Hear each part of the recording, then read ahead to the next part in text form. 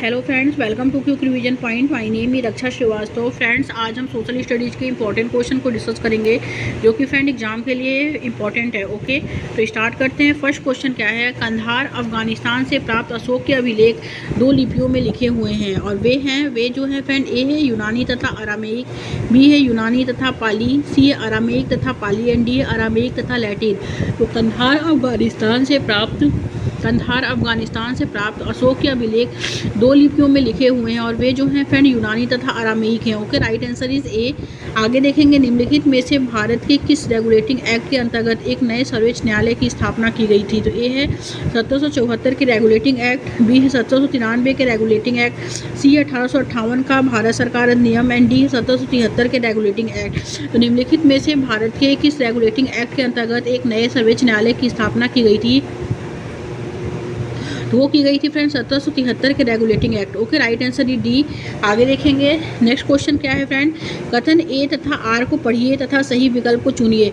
ए कहता है फ्रेंड इसमें कि मुक्तियों द्वारा एकत्रित राजस्व की मांग रकम का हिसाब लेने के लिए राज्य द्वारा लेखा अधिकारी नियुक्त किए जाते थे। ओके, ये करेक्ट है। और आर है फ्रेंड कि यह इसलिए किया जाता था ताकि मुक्ति राज्य निर्धारित कर की वसूले और तय संख्या के अनुसार सैनिक रखें। ओके, तो ये भी करेक्ट है। तो ए और आर क्या है फ्रेंड, इसमें दोनों सही है और आर जो है वो सही व्याख्या करता है ए की। ओके, तो राइट आंसर जो होगा वो ए हो जाएगा।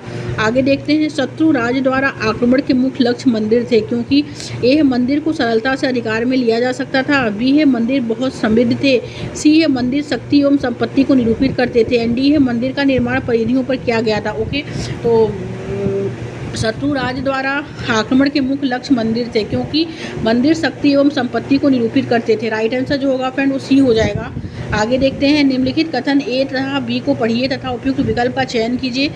कथन ए कहता है अशोक के धम्म के में देवताओं की पूजा और कर्मकांड शामिल थे। तो ये गलत है। ओके, क्योंकि अशोक के धम्म में कोई भी कर्मकांड पूजा देवी देवताओं के पूजा और कर्मकांड शामिल नहीं थे। ओके, क्योंकि अशोक ने अपने धम्म में महामात नाम के अधिकारी की नियुक्ति की जो जगह जगह जाकर धम्म की शिक्षा देते थे। यस, ये करेक्ट है। ओके, तो ए गलत है और बी क्या है, सही है। Right answer is only D हो जाएगा।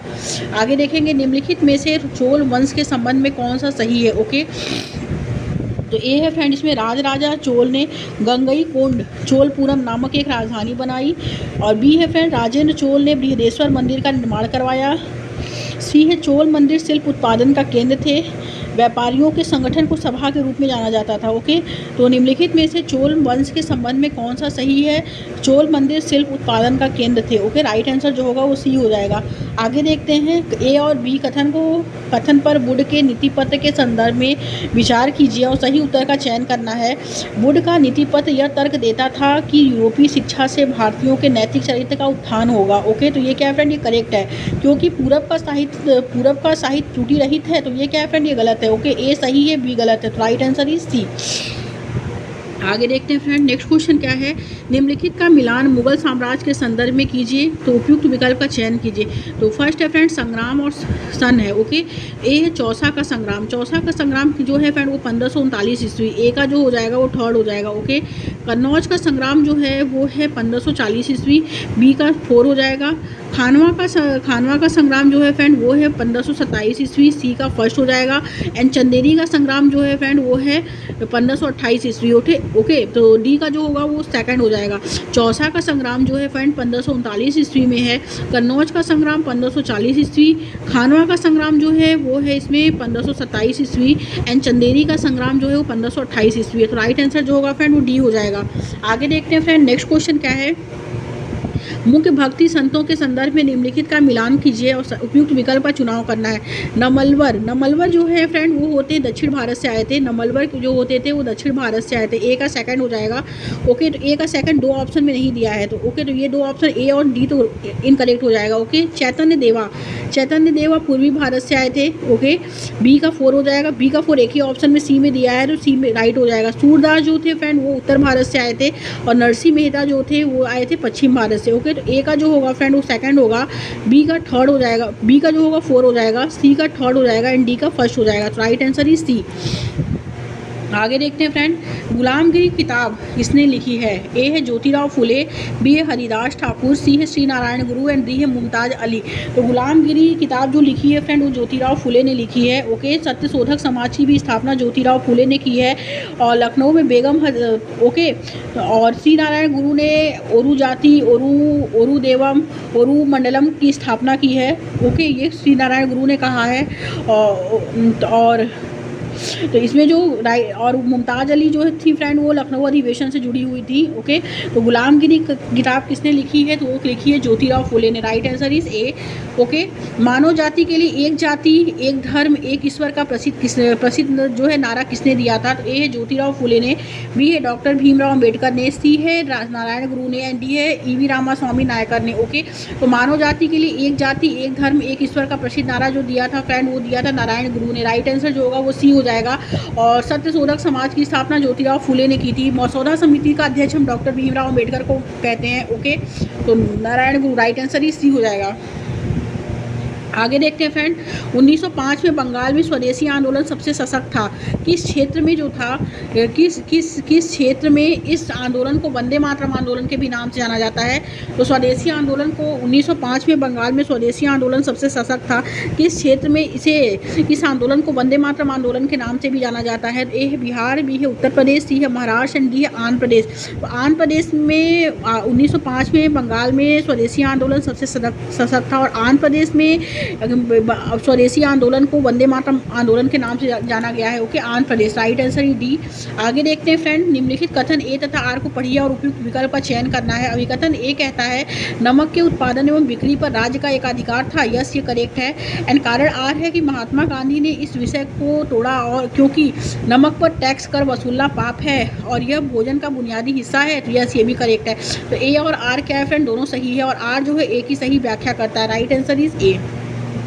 नेक्स्ट क्वेश्चन है, संविधान सभा में प्रसिद्ध कथन राजनीतिक लोकतंत्र के साथ साथ आर्थिक और सामाजिक लोकतंत्र भी जरूरी है किसके द्वारा दिया गया है? तो ए है friend doctor Rajendra Prasad. Doctor Rajendra Prasad जो थे वो संविधान सभा के पहले अध्यक्ष थे। ओके, और जवाहरलाल नेहरू ने डाइवर्सिटी ऑफ यूनिवर्सिटी नामक पुस्तक लिखी है। ओके, और संविधान सभा में प्रसिद्ध कथन राजनीतिक लोकतंत्र के साथ साथ आर्थिक और सामाजिक लोकतंत्र भी जरूरी है, ये किसने कहा था? तो ये कहा था फ्रेंड डॉक्टर भीमराव अम्बेडकर ने। Okay, right answer is C. और भीमराव अम्बेडकर को मसौदा समिति का अध्यक्ष भी कहा जाता है। राइट आंसर इज सी हो जाएगा। नेक्स्ट क्वेश्चन, निम्नलिखित कथनों को पढ़िए तथा उपयुक्त विकल्प का चयन करना है। ब्रह्मांड लाखों आकाशगंगाओं से मिलकर बना है। तो ये क्या है फ्रेंड? ये करेक्ट है, क्योंकि आकाशगंगा करोड़ों तारों बादलों तथा गैसों की एक प्रणाली है। तो ये भी करेक्ट है। तो ए और बी दोनों सही है इसमें। ओके, तो राइट आंसर ए हो जाएगा। आगे देखते हैं फ्रेंड, अगर हम विषुवत रेखा से दूर जाते हैं तब ए है आछान समानांतर रेखाओं का आकार कम होता जाता है, बी है आछान समानांतर रेखाओं का आकार बढ़ता जाता है, सी है देशांतरों का आकार कम होता जाता है एंड डी है देशांतरों का आकार बढ़ता जाता है। अगर हम विषुवत वृत्त से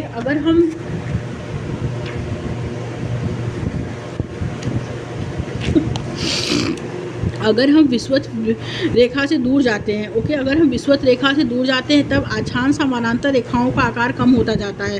राइट आंसर ए हो जाएगा। आगे देखते हैं फ्रेंड, पृथ्वी को एक छोटे छोटे घंटे के 24 समय क्षेत्रों में बांटा गया है। प्रत्येक क्षेत्र जो है फ्रेंड 15 डिग्री देशांतरी विस्तार है। ओके, राइट आंसर जो होगा वो डी हो जाएगा। आगे देखते हैं फ्रेंड, निम्नलिखित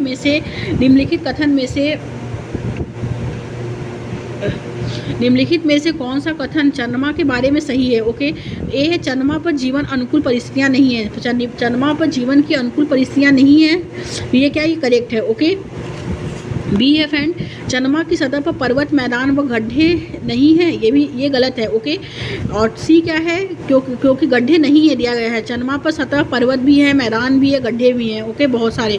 तो ये क्या है फ्रेंड? ये गलत है। एंड सी क्या है? चंद्रमा की सतह पर पर्वत छाया बनाते हैं। यस, ये करेक्ट है। ओके, तो ए और सी क्या है फ्रेंड? ये करेक्ट है। तो राइट आंसर जो होगा वो डी हो जाएगा।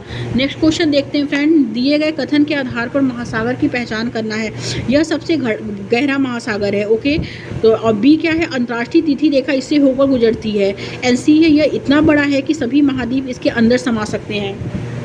तो यह सबसे गहरा महासागर है। अंतर्राष्ट्रीय तिथि रेखा यह जो है इससे होकर गुजरती है और यह इतना बड़ा है कि सभी महाद्वीप इसके अंदर समा सकते हैं। तो सबसे बड़ा महासागर वैसे ही प्रशांत महासागर है, तो ये इतना बड़ा है कि सभी महाद्वीप जो है इसके अंदर समा सकते हैं। तो ये तीनों जो है फ्रेंड ये क्या है, ये प्रशांत महासागर है। ओके, राइट आंसर ही डी हो जाएगा। आगे देखते हैं फ्रेंड, नेक्स्ट क्वेश्चन क्या है।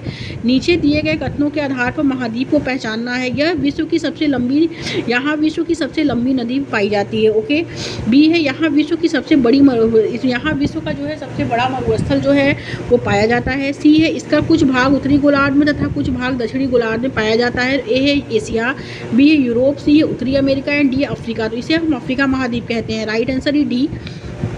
आगे देखते हैं फ्रेंड्स, समताप मंडल के बारे में दिए गए कथन ए तथा आर को पढ़े तथा सही विकल्प का चुनाव करना है। ओके, तो सही विकल्प का चुनाव करना है। तो ए है फ्रेंड, अभिकथन ए कहता है यह हवाई जहाज उड़ाने के लिए सबसे आदर्श परिस्थितियां उपलब्ध कराता है। यस, समताप मंडल जो होता है फ्रेंड, हवाई जहाज उड़ाने के लिए जो है सबसे आदर्श परत मानी जाती है।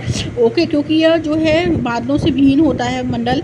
और कारण आर कहता है यह बादलों व मौसम संबंधी घटनाओं से लगभग मुक्त होता है। यस, ये भी करेक्ट है। तो मतलब इसलिए वह हवाई जहाज उड़ाने के लिए आदर्श परत मानी जाती है। समताप मंडल जो होता है वो बादल व मौसम संबंधी घटनाओं से मुक्त होता है, इसलिए यह हवाई जहाज उड़ाने के लिए सबसे आदर्श परिस्थितियाँ जो है उपलब्ध कराता है और सबसे जो है उपयुक्त मंडल होता है वो हवाई जहाज उड़ाने के लिए, समताप मंडल। ओके, तो इसमें ए और आर क्या है फ्रेंड, दोनों सही है और आर जो है वो सही व्याख्या करता है ए की। ओके, तो राइट आंसर ही ए हो जाएगा। नेक्स्ट क्वेश्चन, विश्व के सर्वोत्तम मत्स्य क्षेत्र कहाँ पाए जाते हैं। ए है जहाँ गर्म महासागरीय धाराएं बहती हैं, बी है जहाँ ठंडी महासागरीय धाराएं बहती हैं, सी है ठंडी एवं गर्म महासागरीय धाराओं में समान रूप से, एंड डी है क्षेत्र जहाँ गर्म व ठंडी महासागरीय धाराएं मिलती हैं। तो विश्व के सर्वोत्तम मत्स्य क्षेत्र कहाँ पाए जाते हैं, तो क्षेत्र जहाँ गर्म व ठंडी महासागरीय धाराएं मिलती हैं। ओके, राइट आंसर जो होगा डी हो जाएगा। आगे देखते हैं फ्रेंड, निम्न में से कौन सा क्षेत्र फलों की कृषि के चलते विश्व का फलोद्यान कहलाता है। ए है पैम्पास, बी है भूमध्य सागरीय प्रदेश, सी है उष्णकटिबंधीय प्रदेश एंड डी है स्टेपी। ओके, तो निम्न में से कौन सा क्षेत्र जो है फलों की कृषि के चलते विश्व का फलोद्यान कहलाता है, वो भूमध्य सागरीय प्रदेश कहलाता है। ओके, भूमध्य सागरीय प्रदेश। और उष्णकटिबंधीय प्रदेश जो होते हैं ये बहुत घने जंगल होते हैं, यहाँ पे हार्डवुड ट्रीज पाए जाते हैं उष्णकटिबंधीय प्रदेश में। ओके, जो राइट आंसर जो होगा फ्रेंड इसमें बी हो जाएगा। आगे देखते हैं, नेक्स्ट क्वेश्चन क्या है, निम्नलिखित में से कौन सा विश्व का सबसे बड़ा नदी बेसिन है। ओके, ए है फ्रेंड इंडस नदी बेसिन, बी है गंगा ब्रह्मपुत्र नदी बेसिन, सी है अमेजॉन नदी बेसिन एंड डी है नील नदी बेसिन। ओके, तो निम्नलिखित में से कौन सा विश्व का सबसे बड़ा नदी बेसिन है, तो वो है अमेजॉन नदी बेसिन जो है वो विश्व का सबसे बड़ा नदी बेसिन है। ओके, राइट आंसर ही सी हो जाएगा। आगे देखते हैं फ्रेंड, नेक्स्ट क्वेश्चन क्या है, ऐसी गतिविधि जिसमें प्राकृतिक वस्तुओं को अन्य रूप और अधिक मूल्यवान उत्पादों में बदल दिया जाता है वह क्षेत्र कहलाता है। ए है चतुर्थक, बी है द्वितीयक, सी है तृतीयक एंड डी है प्राथमिक। तो राइट आंसर सी हो जाएगा फ्रेंड, द्वितीयक क्षेत्र कहलाता है। ओके, आगे देखते हैं फ्रेंड, कॉलम फर्स्ट से दिए गए नामों को मिलाइए और कॉलम सेकंड में संबंधित गतिविधियों से कीजिए और उपयुक्त विकल्प का चुनाव करना है। सेरीकल्चर जो संबंधित है फ्रेंड वो रेशम के कीटों का पालन है। ओके, सेरीकल्चर रेशम के कीटों का पालन है। पीसी कल्चर जो है ए का 4 हो जाएगा। पीसी कल्चर जो है फ्रेंड वो मछली पालन है, बी का फर्स्ट हो जाएगा। ओके, और बीटी कल्चर जो है फ्रेंड वो अंगूरों की खेती है, सी का सेकंड हो जाएगा। और हार्टिकल्चर जो है फ्रेंड वो फलों व फूलों की खेती है। ओके, डी का थर्ड हो जाएगा। तो ए का 4, बी का फर्स्ट, सी का सेकंड एंड डी का थर्ड। ओके, तो राइट आंसर ही सी। आगे देखते हैं फ्रेंड, नेक्स्ट क्वेश्चन क्या है, दिए गए कथन ए तथा आर को पढ़िए तथा उपयुक्त विकल्प का चुनाव करना है। ओके, तो कथन ए कहता है आनंद मिल्क यूनियन सहकारी उपक्रम की सफलता की कहानी का बेहतरीन उदाहरण है। तो ये क्या है फ्रेंड, ये करेक्ट है। ओके, ये आनंद मिल्क जो है यूनियन सहकारी उपक्रम की सफलता की कहानी का बेहतरीन उदाहरण है। यस, राइट है। एंड कारण आर है फ्रेंड इसमें कि सहकारी क्षेत्र के उद्योगों का स्वामित्व और संचालन कच्चे माल के उत्पादकों या पूर्तिकारों कामगारों अथवा दोनों द्वारा होता है। यस, ये भी करेक्ट है। तो ए और आर दोनों सही है और आर सही व्याख्या करता है ए की। ओके, तो राइट आंसर इज ए हो जाएगा। आगे देखते हैं फ्रेंड, नेक्स्ट क्वेश्चन क्या है, नेक्स्ट क्वेश्चन है फ्रेंड इसमें कि अधिगमकर्ताओं के बीच सामाजिक सांस्कृतिक विविधता के संबंध में निम्नलिखित कथनों को पढ़िए और उपयुक्त विकल्प का चयन करना है। ओके, तो ए है फ्रेंड, अधिगमकर्ताओं के बीच विविधता केवल उनकी सामाजिक स्थितियों या सांस्कृतिक पृष्ठभूमि में ही नहीं परंतु उनकी अधिगम शैली, आकांक्षाओं और मनोवृत्तियों में भी होती है। तो ये क्या है फ्रेंड, ये गलत है। ओके, और आर है कि एक समुदाय में व्याप्त विविधता को संदेह भरी नज़रों से देखना चाहिए क्योंकि यह अधिगम को नकारात्मक रूप से प्रभावित करती है। तो ये भी गलत है। तो ए और आर क्या है फ्रेंड, इसमें दोनों गलत है। ओके, तो राइट आंसर इज बी हो जाएगा। आगे देखते हैं, निम्नलिखित में से कौन सा सामाजिक विज्ञापन का उदाहरण नहीं है। तो ए है समय पर कर का भुगतान करना, बी है कोविड-19 के समय सामाजिक दूरी बनाए रखना, सी है जल बर्बादी को रोकना एंड डी है फ्रेंड एक विशेष ब्रांड के दंत मंजन टूथपेस्ट का प्रयोग करना।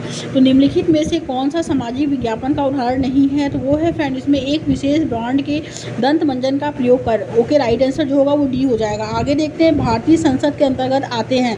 भारतीय संसद के अंतर्गत आते, संसद क्या होता है। संसद जो है फ्रेंड वो कानून निर्माण की सर्वोच्च संस्था जो होती है वो संसद होती है। हमारी संसद के पास जो है वो अपार शक्तियाँ हैं। क्यों अपार शक्तियाँ, क्योंकि वो जनता का प्रतिनिधित्व करती है। ओके, वो जनता का प्रतिनिधित्व करती है, इसलिए लोगों का प्रतिनिधित्व करती है, इसलिए उसके पास अपार शक्तियाँ हैं। और हमारी संसद के पास 3 अंग होते हैं, लोकसभा, राज्यसभा और राष्ट्रपति। ओके, संसद के 3 अंग हैं, लोकसभा, राज्यसभा, राष्ट्रपति। ओके, तो इसमें राइट जो होगा फ्रेंड वो डी हो जाएगा।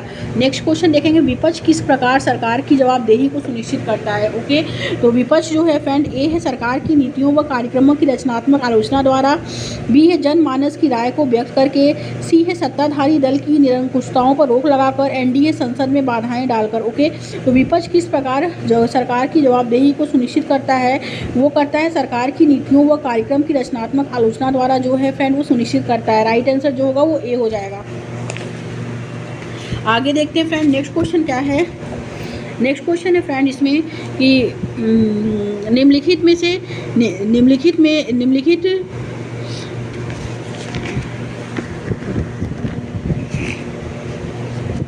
इसमें जो है फ्रेंड क्या दिया है कि विपक्ष किस प्रकार सरकार की जवाबदेही को सुनिश्चित करता है, वो करता है सरकार की नीतियों व कार्यक्रम की रचनात्मक आलोचना द्वारा, जनमानस की राय को व्यक्त करके, सत्ताधारी दल की निरंकुशताओं पर रोक लगाकर और संसद में बाधाएं डालकर। तो ये गलत है। ओके, तो इसमें राइट जो होगा फ्रेंड वो हो जाएगा ए बी।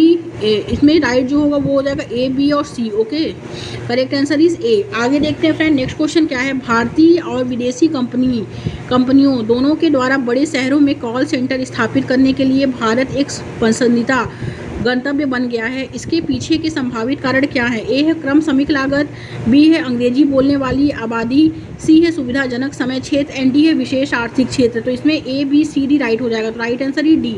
आगे देखते हैं, ग्रामीण क्षेत्र में खेती के अलावा होने वाली गतिविधियों के सही समूहीकरण की पहचान करना है। तो ए है घड़े बनाना, टोकरी बुनना, ईंट बनाना, बी है टोकरी बुनना, फसलों की कटाई, घड़े बनाना, सी है साइकिल ठीक करना, निराई, घड़े बनाना एंड डी है धान की रोपाई, निराई, टोकरी बनाना। ओके, तो ग्रामीण क्षेत्र में खेती के अलावा होने वाली गतिविधियों के सही समूहीकरण की जो पहचान है वो यह है टोकरी बुनना, फसलों की कटाई, फिर घड़े बनाना। Okay, right answer is D.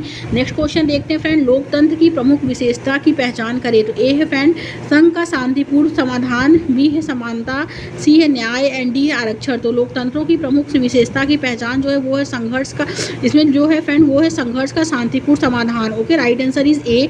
आगे देखते हैं फ्रेंड, निम्नलिखित में से कौन से जोड़े का सही रूप से मिलान हो रहा है। ओके, तो ए है फ्रेंड इसमें महिलाओं के संपत्ति अधिकार, हिंदुत्व अधिकार अधिनियम 2005, लड़कियां शर्मीली होती हैं, लैंगिक रूढ़िवादिता एंड सी है सहभागी लोकतंत्र पंचायती राज प्रणाली व्यवस्था। तो ए, बी और सी राइट हो जाएगा। तो राइट आंसर इज ए। आगे देखते हैं, निम्नलिखित में से संविधान का वैध उद्देश्य कौन सा है। तो वैध उद्देश्य जो है ए है विषयों की सामाजिक संरचना को परिभाषित करना, बी है शासन करने वाले अभिजात वर्ग के अधिकारों को सुरक्षित करना, सी है नागरिकों के निजी जीवन को निर्देशित करना एंड डी अपने नागरिकों के अधिकारों का बचाव करना। तो निम्नलिखित में से संविधान का वैध उद्देश्य कौन सा है। तो वैध उद्देश्य जो है वो यह है कि वैध क्या है, विषय की सामाजिक संरचना को परिभाषित करना। ओके, एंड बी है फ्रेंड इसमें बी क्या है कि शासन करने वाली अभिजात वर्ग की अधिकारों को सुरक्षित करना। ओके, शासन करने वाले अभिजात वर्ग के अधिकारों को सुरक्षित करना। ओके, एंड सी क्या है फ्रेंड इसमें सी जो है वो है इसमें कि नागरिकों के निजी जीवन को निरेशित करना, एंड डी अपने नागरिकों के अधिकारों का बचाव करना। तो ये क्या है, ये वैध उद्देश्य ओके, राइट आंसर डी हो जाएगा। आगे देखते हैं, भारतीय संविधान में फिल इन दी ब्लैंक्स के आधार पर अल्पसंख्यकों को संवैधानिक सुरक्षा प्रदान की गई है। तो कैसी सुरक्षा प्रदान की गई है, तो वो की गई है फ्रेंड इसमें भाषा की सुरक्षा प्रदान की गई है, धर्म की सुरक्षा प्रदान की गई है, संस्कृति की सुरक्षा प्रदान की गई है, लेकिन क्षेत्र की सुरक्षा नहीं प्रदान की गई है। तो ए, बी और सी इसमें राइट आंसर हो जाएगा। तो राइट आंसर जो होगा वो ए हो जाएगा। आगे देखते हैं, नेक्स्ट क्वेश्चन क्या है, निम्नलिखित में से कौन सा भारतीय न्यायपालिका में अपील की व्यवस्था का सही आरोही क्रम है। अपील की व्यवस्था का क्या आरोही क्रम है, ओके। तो अपील की व्यवस्था का जो है फ्रेंड वो है इसमें सत्र न्यायालय, उच्च न्यायालय, सर्वोच्च न्यायालय, ओके। राइट आंसर जो होगा वो होगा फ्रेंड बी, क्योंकि अपीली व्यवस्था जो होता है फ्रेंड वो यह होता है कि अगर सबसे जो सत्र न्यायालय से अगर जो याचिका दायर नहीं होती है तो वो उच्च न्यायालय जा सकता है, अगर उच्च न्यायालय नहीं होता है तो सर्वोच्च न्यायालय जाता है, ओके। तो ये राइट आंसर जो होगा वो एक दूसरे को एकीकृत व्यवस्था होता है, इंटीग्रेटेड उससे जुड़ा होता है, ओके। तो राइट आंसर जो होगा फ्रेंड बी होगा इसमें। आगे देखते हैं, नेक्स्ट क्वेश्चन क्या है, ओम प्रकाश वाल्मीकि की प्रसिद्ध आत्मकथा जूठन उजागर करती है, क्या उजागर करती है। ए है जाति भेदभाव को, बी है लैंगिक असमानताओं को, एंड सी है क्षेत्र आधारित भेदभाव को, एंड डी है धार्मिक मतभेदों को, ओके, धार्मिक मतभेद को। तो इसमें जो होगा फ्रेंड कि ओम प्रकाश वाल्मीकि की जो है इसमें क्या करेक्ट है, इसमें जो है ओम प्रकाश वाल्मीकि की प्रसिद्ध आत्मकथा जूठन जो है उजागर करती है, वो उजागर करती है फ्रेंड इसमें जाति भेदभाव को उजागर करती है। राइट आंसर इज ए। निम्न कथन को पढ़ना है, समय समय पर भारतीय स्वतंत्रता सेनानियों के ने निरंकुश ब्रिटिश कानूनों के विरुद्ध प्रदर्शन किया। और बी है फ्रेंड कि मणिपुर के विवादास्पद कानून के विरोध में रोम शर्मिला आमरण अनशन पर चली गई। तो इसमें जो राइट होगा फ्रेंड वो क्या है, राइट इसमें राइट जो होगा फ्रेंड वो है इसमें कि इसमें सी वाला करेक्ट हो जाएगा, ओके। जो इसमें सी क्या है कि दमनकारी कानूनों के विरुद्ध लोगों के प्रदर्शन, ओके, लोगों के प्रदर्शन के। इसमें उपरोक्त कथन जो उदाहरण है किसका उदाहरण है कि निम्न कथन को पढ़िए। इसमें जो है समय समय पर भारतीय स्वतंत्रता सेनानियों ने निरंकुश ब्रिटिश कानूनों के विरुद्ध जो है प्रदर्शन किया, और मणिपुर में विवादास्पद कानून के विरोध में रोम जो था वो शर्मिला आमरण अनशन पर चली गई। तो ए और बी में जो राइट है वो यह है फ्रेंड कि दमनकारी कानूनों के विरुद्ध लोगों के प्रदर्शन के, okay. Right answer is C हो जाएगा। आगे देखते हैं, नेक्स्ट क्वेश्चन क्या है, निम्नलिखित में कौन सा सिद्धांत राजनीतिक विज्ञान अथवा सामाजिक एवं राजनीतिक जीवन विषय के शिक्षण शास्त्रीय उपागम के लिए आवश्यक है। तो शिक्षण शास्त्रीय उपागम के लिए जो आवश्यक है फ्रेंड वो क्या है, वो है बच्चे तथ्यों को स्मरण करने के द्वारा श्रेष्ठ रूप से सीखते हैं। बी है फ्रेंड इसमें बच्चे संकल्पनाओं की अनुभवात्मक समझ के द्वारा श्रेष्ठ रूप से सीखते हैं। सी है बच्चे जब केवल पाठ्य पुस्तकें पढ़ते हैं तब श्रेष्ठ रूप से सीखते हैं। एंड डी है इसमें कि बच्चे श्रेष्ठ रूप से तब सीखते हैं जब तथ्यों को संकेतपूर्ण भाषा में सरल किया जाता है। तो निम्नलिखित में से कौन सा सिद्धांत राजनीतिक विज्ञान तथा सामाजिक एवं राजनीतिक जीवन विषय के शिक्षण शास्त्रीय उपागम के सिद्धांत का आवश्यक है। तो वो यह है फ्रेंड कि बच्चे संकल्पनाओं की अनुभवात्मक समझ के द्वारा श्रेष्ठ रूप से सीखते हैं, okay. Right answer is B हो जाएगा। नेक्स्ट क्वेश्चन, ईसा मसीह के जन्म के पूर्व की सभी तिथियों की गणना, ओके, के रूप में की जाती है। तो किसके रूप में की जाती है, तो वो की जाती है फ्रेंड इसमें ए है इसमें अग्रसर आगे की ओर, बी है पचगामी, सी है दशमलव में, एंड डी है रोमन संख्याओं में। तो ईसा मसीह की जन्म के पूर्व की सभी तिथियों की गणना पचगामी के रूप में की जाती है, okay. Right answer is B हो जाएगा। नेक्स्ट क्वेश्चन, राष्ट्रीय आंदोलन के विषय पर चर्चा के दौरान स्वतंत्रता सेनानियों को बुलाना किस प्रकार की शिक्षण रणनीति के अंतर्गत आता है। तो किस प्रकार की शिक्षण रणनीति के अंतर्गत आता है, तो वो आता है फ्रेंड चर्चा के अंतर्गत और प्रश्न उत्तर के अंतर्गत आता है। बी और डी राइट हो जाएगा। तो राइट आंसर इज डी। आगे देखते हैं, नेक्स्ट क्वेश्चन है, निम्नलिखित में से ज्ञान को समझने के लिए सामाजिक विज्ञान में प्रयोग में आने वाली कौन सी समान विधियां हैं, ओके। तो कौन सी समान विधि है, तो ए है फ्रेंड बाध्यकारी। तो ये बाध्यकारी जो वो समान विधि नहीं होती है, ये गलत हो जाएगा। सहभागी है, विषयक थीमेटिक है, ऐतिहासिक है। बी सी डी राइट हो जाएगा। तो right answer is D. Next question है सामाजिक विज्ञान के शिक्षण के दौरान। ओके, नेक्स्ट क्या है फ्रेंड कि सामाजिक विज्ञान के शिक्षण के दौरान विद्यार्थियों को जो है विद्यार्थियों को अधिक प्रभावी अवसर प्रदान किए जा सकते हैं। तो अधिक प्रभावी अवसर जो प्रदान किए जाते हैं फ्रेंड, ए है इसमें सभी विषयों की विस्तृत व्याख्या देकर, बी है अधिक शिक्षण सामग्री के प्रयोग द्वारा, सी है औद्योगिक परीक्षाओं के आयोजन द्वारा, तो वास्तविक जीवन की परिस्थितियों पर आधारित शिक्षण के द्वारा। ओके, राइट आंसर जो होगा फ्रेंड वो डी हो जाएगा। आगे देखते हैं सामाजिक विज्ञान के शिक्षण के दौरान निम्नलिखित पर शिक्षा द्वारा विचार किया जाता है। कैसे विचार किया जाता है? तो वो किया जाता है फ्रेंड इसमें संकल्पनाओं तथा सामाजिक राजनीतिक वास्तविकताओं का विश्लेषण करने की योग्यता पर बल देकर किया जाता है, और प्रासंगिक स्थानीय विषय वस्तु को शिक्षण अधिगम प्रक्रिया का हिस्सा होना चाहिए, और सी है स्थानीय शिक्षण अधिगम संसाधनों पर अधिक गतिविधियों का संपादन करना। ए, बी और सी इसमें राइट आंसर हो जाएगा। तो राइट आंसर इज सी। आगे देखते हैं फ्रेंड नेक्स्ट क्वेश्चन क्या है। एक शिक्षिका अपने विद्यार्थियों को एक नए कानून के संबंध में जो है चेतना पैदा करने की आवश्यकता पर एक नियत कार्य करने के लिए कहती है।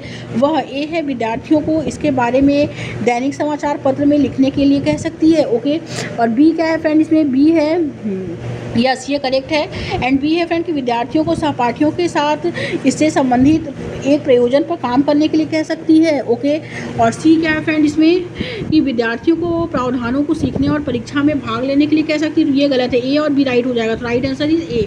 आगे देखते हैं फ्रेंड नेक्स्ट क्वेश्चन क्या है। निम्न में से कौन सा विधि युवा संसद सत्र जैसे विषयों को पढ़ाने में सबसे उचित है? तो सबसे उचित जो है फ्रेंड वो कौन सा विधि है? तो वो जो है फ्रेंड इसमें वो है इसमें ए है इकाई विधि, बी है प्रदर्शन विधि, सी है आगमनात्मक विधि, एंड डी है नाट्यकरण विधि। वो फ्रेंड जो है वो नाट्यकरण विधि है। ओके, राइट आंसर जो होगा वो डी हो जाएगा। आगे देखते हैं नेक्स्ट क्वेश्चन क्या है। आलोचनात्मक चिंतन के बारे में निम्न कथन क्या है? ए है पूर्वाग्रह और निराधार कथनों का पता लगाने में सक्षम है, तो ये करेक्ट है। बी है सीमित सोच और दूसरों की सोच के विचारों को खारिज करने वाले होते हैं, यस ये भी करेक्ट है। सी है मूल्यांकन शुरू करने से पहले किसी मुद्दे पर जितना संभव हो उतना ज्ञान प्राप्त करते हैं, यस ये भी करेक्ट है। लेकिन ज्ञात और संदिग्ध के बीच अंतर जो होता है, अंतर करते हैं, तो ये गलत है। तो ए, बी और सी राइट हो जाएगा। तो राइट आंसर जो होगा फ्रेंड वो ए हो जाएगा। आगे देखते हैं फ्रेंड नेक्स्ट क्वेश्चन क्या है। आर्थिक सिद्धांत और कानूनों को प्रतिपादित करने के लिए भूगोल के विभिन्न क्षेत्रों से एकत्र किए गए आंकड़े का विश्लेषण और व्याख्या की जाती है। तो ए है समस्या समाधान विधि के तहत, बी है आगमनात्मक विधि के तहत, सी है प्रयोगशाला विधि के तहत, एंड डी है परियोजना विधि के तहत। ओके, तो करेक्ट आंसर जो होगा फ्रेंड इसमें जो करेक्ट होगा फ्रेंड कि आर्थिक सिद्धांत जो है, इसमें जो करेक्ट होगा फ्रेंड कि आर्थिक सिद्धांत और कानूनों को प्रतिपादित करने के लिए भूगोल विभिन्न क्षेत्रों से एकत्र किए गए आंकड़ों का विश्लेषण और व्याख्या जो की जाती है वो आगमनात्मक विधि के तहत की जाती है। Right answer is B. आगे देखते हैं फ्रेंड एक सामाजिक विज्ञान की शिक्षिका के लिए अपनी योग्यता और कौशल में वृद्धि करने के लिए निम्नलिखित में से कौन सा उपयोगी है? ओके, तो उपयोगी क्या है? एक विशेष ढंग से पढ़ाने पर टिके रहना, तो एक विशेष ढंग से पढ़ाने पर ही टिके रहने द्वारा, तो ये गलत है। सामुदायिक संसाधनों का उपयोग या प्रयोग करना, यस। फिल्मों और वृत्त चित्रों को देखना, यस। एंड सहकर्मियों के साथ औपचारिक और अनौपचारिक रूप से चर्चा करना, यस। बी, सी, डी राइट हो जाएगा। तो राइट आंसर इज सी। आगे देखते हैं नेक्स्ट क्वेश्चन क्या है। मान लीजिए एक पुस्तक में निम्न कथन दिए गए हैं। ओके, मान लीजिए एक पुस्तक में निम्न कथन दिए गए हैं। ए है रजिया की कमजोरी एक रानी होने के नाते यह थी कि वह एक महिला के तौर पर पैदा हुई थी, और बी है अहिंसा का उपदेश देकर अशोक ने भारत को एक कमज़ोर देश बनाया। तो इसमें जो राइट होगा फ्रेंड वो क्या है? इसमें जो राइट होगा फ्रेंड वो हो जाएगा ए, कि रजिया की कमजोरी एक रानी होने के नाते यह थी कि वह एक महिला के तौर पर पैदा हुई थी, यस ये करेक्ट है। और उपयुक्त कथन क्या दर्शाता है वो है, और बी क्या है इसमें कि अहिंसा का उपदेश देकर अशोक ने भारत को एक कमज़ोर देश जो है बनाया। तो इसमें जो है फ्रेंड इसमें जो दिया है ए जेंडर लैंगिक रूढ़िबद्ध धारणाएं हैं, बी है हिंसा को बढ़ावा देना है, सी है शांति को बढ़ावा देना है, एंड डी है केवल पुरुष की शासन चला सकते हैं। ओके, तो इसमें जो करेक्ट होगा फ्रेंड वो ए हो जाएगा। ओके, ए और बी इसमें राइट हो जाएगा। ओके, ये जेंडर लैंगिक रूढ़िबद्ध धारणाओं को जो है बढ़ावा देता है और हिंसा को बढ़ावा देता है। ए बी राइट हो जाएगा। Right answer is A. आगे देखते हैं फ्रेंड निम्नलिखित कथनों को पढ़िए तथा सही विकल्प का चुनाव करना है। अभिलेखागार एक ऐसा स्थान है जहाँ दस्तावेज और पांडुलिपियों को संग्रहित किया जाता था, यस ये करेक्ट है। ओके, कि अभिलेखागार एक ऐसा स्थान होता था जहाँ पहले ज़माने में पांडुलिपि दस्तावेज जो होते थे एक संग्रहित किए जाते थे, यस ये करेक्ट है। बी क्या है, पांडुलिपियों में इतिहासकारों को बहुत सी विस्तृत जानकारी मिलती थी, यस ये भी करेक्ट है। एंड सी क्या है फ्रेंड इसमें, कि धनी व्यक्ति, शासक, जन, मठ तथा मंदिर पांडुलिपियाँ एकत्रित क्या करते थे। ओके, एंड ई क्या है फ्रेंड इसमें, कि एंड डी है कि पांडुलिपियों को संभालना और प्रयोग करना सरल था, तो ये गलत है। ए, बी और सी राइट हो जाएगा, तो राइट आंसर जो होगा फ्रेंड वो सी हो जाएगा। आगे देखते हैं नेक्स्ट क्वेश्चन क्या है, निम्नलिखित में से कौन सा प्रायोजन कार्य का उदाहरण नहीं है। तो ए है, एक नए औद्योगिक नगर में प्रवासियों का सर्वेक्षण करना और पूछना कि वे कहाँ से आए हैं, कहाँ काम करते हैं। बी है, नगरों के माध्यम से सिंचाई के क्रियाशील नमूने का निर्माण। सी है, वरिष्ठ कक्षाओं द्वारा बनाई गई प्रायोजनों की सूची को कंठस्थ करना एवं सूत्रबद्ध करना। एंड डी है, ऐतिहासिक घटनाओं की समय सीमा का पुनः सृजन करना। तो राइट आंसर इज सी। ये क्या है, ये गलत है। दैनिक आकलन से तात्पर्य क्या है। तो दैनिक आकलन से जो तात्पर्य है फ्रेंड वो यह है कि शिक्षार्थियों को संज्ञानात्मक क्षमताओं का आकलन होता है। ओके, बी है, शिक्षार्थियों की भावनात्मक क्षमताओं का आकलन होता है। सी है, शिक्षार्थियों की मनोगत्यात्मक क्षमताओं का आकलन होता है। डी है, शिक्षार्थियों की मनोसामाजिक क्षमताओं का आकलन होता है। तो शैक्षिक आकलन जो होता है फ्रेंड उससे क्या तात्पर्य है, शैक्षिक आकलन से जो तात्पर्य होता है वो क्या है। तो शैक्षिक आकलन से जो तात्पर्य होता है फ्रेंड वो यह है कि शिक्षार्थियों की संज्ञानात्मक क्षमताओं का आकलन होता है। Right answer is A. आगे देखते हैं नेक्स्ट क्वेश्चन क्या है। नेक्स्ट क्वेश्चन है फ्रेंड इसमें कि जब एक विद्यार्थी शिक्षक पाठ उद्देश्यों में से एक पाठ उद्देश्य निम्न तरह से लिखता है तो विद्यार्थी लोकतंत्र के अर्थ का वर्णन करने में सक्षम हो जाता है। यह उद्देश्य किस क्षेत्र में आएगा, यह आएगा विश्लेषण में और संश्लेषण में। ए और बी राइट हो जाएगा, तो राइट आंसर इज ए। आगे देखते हैं निम्नलिखित में से कौन सा प्रश्न केवल प्रक्रिया याद करने की क्षमता से अधिक का आकलन करता है। तो वो है फ्रेंड हरित क्रांति की व्याख्या कीजिए। बी है, चीनी उद्योग कैसे काम करता है। सी है, बुध और शुक्र के पास अपने प्राकृतिक उपग्रह क्यों नहीं है। ओके, ए, बी और सी राइट हो जाएगा। तो हिमालय और गंगा नदी प्रणाली की संरचना समझाई, तो ये गलत है। ए, बी, सी राइट हो जाएगा, तो राइट आंसर इज ए। आगे देखते हैं फ्रेंड नेक्स्ट क्वेश्चन क्या है। जब विद्यार्थी अन्य विद्यार्थियों की उत्तर पुस्तिकाओं के मूल्यांकन में संलिप्त हो यह हिस्सा बन जाता है। किसका हिस्सा बन जाता है। ए है फ्रेंड ये है इसमें योगात्मक आकलन का। बी है अधिगम की तरह आकलन का। सी है नैरानिक आकलन का। एंड डी है रचनात्मक आकलन का। तो राइट आंसर इज बी हो जाएगा, अधिगम की तरह आकलन का। आगे देखते हैं निम्नलिखित प्रश्नों में से कौन से प्रश्न आलोचनात्मक चिंतन को बढ़ावा देते हैं। वो देते हैं फ्रेंड, विश्व व्यापार संगठन की क्या भूमिका है। ये करेक्ट है। देशों के बीच न्यायसंगत फेयर व्यापार को बढ़ावा देना असंभव है, उचित सिद्ध करें, ये करेक्ट है। हरित क्रांति ने खाद्य अनाज के संबंध में भारत को आत्मनिर्भर बना दिया है, यस ये करेक्ट है। लेकिन हरित क्रांति ने भारत को मृदा मिट्टी अपकर्ष की ओर पहुंचा दिया है, क्या इस विचार से सहमत है। व्याख्या ये गलत है। ए, बी, सी राइट हो जाएगा, right answer is A. Next question है फ्रेंड, नेक्स्ट है लास्ट क्वेश्चन देखते हैं, शिक्षा के अधिकार अधिनियम। ओके, इसमें क्या दिया है, शिक्षा के अधिकार अधिनियम 2020-9 के अंतर्गत मूल्यांकन एवं आकलन गतिविधि के सूत्रीकरण में एक सामाजिक विज्ञान शिक्षक को निम्न में से किन पहलुओं को संज्ञान में लेना चाहिए। वो लेना चाहिए बच्चों को उनके अनुकूल और बाल केंद्रित तरीके में गतिविधियाँ अन्वेषण और पर्यवेक्षण के माध्यम से सीखने दें, यस ये करेक्ट है। बिना किसी हस्तक्षेप के बच्चों को उनकी अपनी गति में सीखने दें, यस ये गलत है। ओके, और सी क्या है, बच्चे के ज्ञान, अंतर्निहित शक्ति और प्रतिभा का निर्माण करें, यस ये करेक्ट है। एंड डी है, बच्चों शारीरिक और मानसिक क्षमताओं को पूर्ण सीमा तक जो है विकसित करना, यस ये करेक्ट है। ए, सी, डी राइट हो जाएगा, तो राइट आंसर इज बी हो जाएगा। Okay, thank you friends.